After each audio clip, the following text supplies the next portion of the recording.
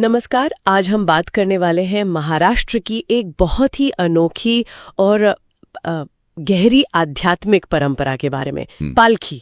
हाँ, पालकी। हमारे पास एक लेख है इस पर और आज कोशिश रहेगी कि इसे जरा गहराई से समझें। ये सिर्फ एक यात्रा है या कुछ और भी है? बिल्कुल। देखिए, ये जो वारी है, मतलब तीर्थ यात्रा, ये महाराष्ट्र की संस्कृति का, कह सकते हैं, आत्मा का हिस्सा है और इसका केंद्र है पालकी। सोचिए, लाखों लोग एक साथ एक ही लक्ष्य के लिए पैदल चल रहे हैं। ये अपने आप में ही अद्भुत है। लाखों लोग। तो यहीं से शुरू करते हैं।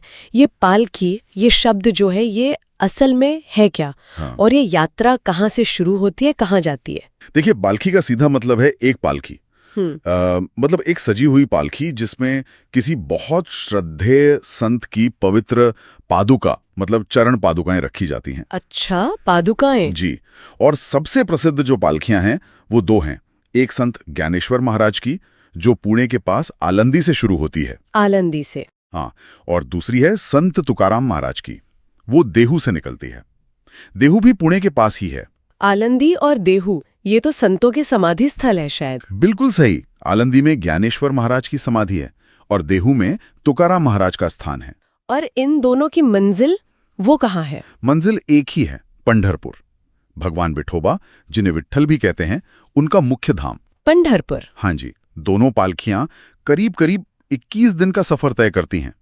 सैकड़ों किलोमीटर पैदल चलकर ये आषाढ़ी एकादशी को पंढरपुर पहुंचती हैं। 21 दिन पैदल? हाँ, बिल्कुल पैदल। और आषाढ़ी एकादशी का दिन बहुत खास होता है। ऐसी मान्यता है कि इस दिन भगवान विष्णु, जिनका ही रूप विठोबा हैं, वो योग निद्रा में जाते हैं, तो वारकरी इसी दिन उनके दर्शन करने पहुंचते हैं। और ये जो यात्री होते हैं, इन्हें वारकरी कहते हैं, सही कहा ना मैंने? जी बिल्कुल, वारकरी। लाखों लोग होते हैं। सुना है सफेद कपड़ों में, गले में तुलसी माला। ये सिर्फ शारीरिक सहन शक्ति की ही बात तो नहीं होगी, मतलब इसके पीछे कुछ गहरा आध्यात्मिक या सामाजिक मतलब भी होगा। यकीनन, ये सिर्फ चलना नहीं है, ये एक पूरा सामाजिक और आध्यात्मिक अनुभव है। आप देखिए, इसका सबसे बड़ा संदेश है समानता और विनम्रता। समानता कैसे? वारी में कोई भेद नहीं रहता, कोई छोटा बड़ा नहीं, अमीर गरीब नहीं, ऊंची नीची जाति, कुछ नहीं।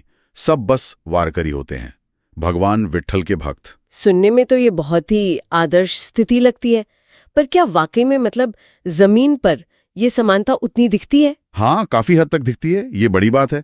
मतलब आप देखेंगे कि कोई बड़ा उद्योगपति है, वो भी चल रहा है, और कोई खेत मजदूर है, वो भी उसी लाइन में चल रहा है। अच्छा। सब साथ में जमीन पर सोते हैं, एक दूसरे के साथ बैठ के खाना खाते हैं। किसी में कोई पद या जाति का अहंकार नहीं दिखता। ये असल में संत ज्ञानेश्वर और तुकाराम जैसे जो भक्ति संत थे ना, हाँ, उनकी शिक्षाओं का एक जीता जागता उदाहरण है। उन्होंने सदियों पहले इसी सामाजिक बराबरी की आडंबरों से दूर रहने की बात की थी। और सब कुछ इतने व्यवस्थित ढंग से होता है, ऐसा नहीं कि बस भीड़ चल रही है। पूरी यात्रा छोटी छोटी टुकड़ियों में बंटी होती है। उन्हें दिंडी कहते हैं। दिंडी? हाँ, दिंडी। हाँ। हर दिंडी का अपना एक अनुशासन होता है, अपने नियम होते हैं, अपना झंडा होता है। कमाल का प्रबंधन है ये। हाँ, ये तो वाकई कमाल है। बिना किसी एक सेंट्रल कमांड के शायद। और माहौल कैसा रहता होगा इस दौरान, जब लाखों लोग साथ चल रहे हों? माहौल, अरे माहौल को पूरी तरह भक्ति और उत्साह से भरा रहता है। आप कल्पना कीजिए, सुबह सुबह का वक्त है, लाखों लोगों के कदम एक साथ ताल में उठ रहे हैं। वाह। और हवा में सिर्फ विट्ठल नाम के जयकारे गूंज रहे हैं। भजन गाए जाते हैं, अभंग गाए जाते हैं। अभंग ये क्या होते हैं? अभंग मतलब भक्ति गीत। ये मराठी भक्ति साहित्य का खास अंग है। इनमें गहरी फिलॉसफी भी होती है और सामाजिक संदेश भी। जैसे संत तुकाराम के अभंग हैं, वो समाज के पाखंड पर सीधी चोट करते हैं। अच्छा। और साथ में ढोल ताशे बजते रहते हैं, पारंपरिक लेजिम नृत्य होता है। मतलब पूरा एक चलता फिरता जीवंत सांस्कृतिक उत्सव है ये तो अद्भुत है। पर एक सवाल मन में आता है, इतनी सदियों पुरानी परंपरा आज के इस तेज रफ्तार जमाने में, मोबाइल और इंटरनेट के युग में, ये कैसे कायम है? क्या इस पर आधुनिकता का कुछ असर पड़ा है? असर तो पड़ा है, बिल्कुल पड़ा है, लेकिन ज्यादातर सकारात्मक रूप में। जैसे अब यात्रा मार्ग पर पहले से बेहतर सुविधाएं होती हैं। जैसे कि? मतलब पीने का पानी, चिकित्सा सहायता, टॉयलेट्स वगैरह। समन्वय के लिए टेक्नोलॉजी का भी इस्तेमाल होता है।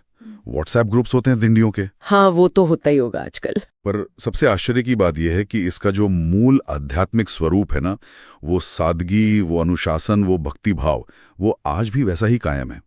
लाखों लोग आज भी उसी श्रद्धा से चलते हैं। ये वाकई में खास बात है। जी, और इसी